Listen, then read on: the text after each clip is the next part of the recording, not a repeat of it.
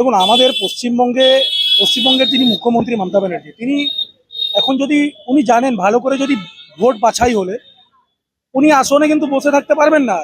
প্রায় 1 কোটির ওপর ফলস ভোটারদের নিয়ে উনি এখন মুখ্যমন্ত্রী হিসাবে আসনে বসে আছেন, সেটা উনি বুঝে গেছেন। আর বিহারে যেটা হয়েছে, পশ্চিমবাংলায় হলে তার মানে ইন্টু ডাবল হয়ে যাবে।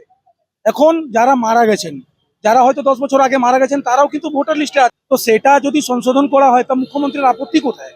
আজকে মুখ্যমন্ত্রী মমতা ব্যানার্জি রোহিঙ্গিয়াদের মুখ্যমন্ত্রী হয়ে রয়ে গেছেন।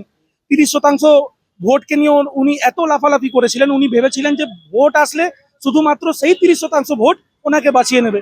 কিন্তু হঠাৎ ওনার মনে পড়লো যে না, বাঙালিদের নিয়ে তো কিছু বলতে হবে, হিন্দুদের নিয়ে তো কিছু বলতে হবে। এখন অতি বাঙালি প্রেম ওনার ভেতর থেকে জাগরিত হচ্ছে। ওনার নেতারা সংসদ ভবনে ভুলভাল কথা বলা শুরু করে দিয়েছেন। আমরা পশ্চিমবঙ্গ, যে মোদিজির একটা ক্যাম্পেনিং চলে না, স্বচ্ছ ভারত অভিযান, পশ্চিমবঙ্গ স্বচ্ছ ভারত অভিযান হবে। আর পশ্চিমবঙ্গ ভারতবর্ষের অঙ্গ। কেন হবে না, কে আটকাবে, সেটাও আমরা আগামী দিনে দেখব।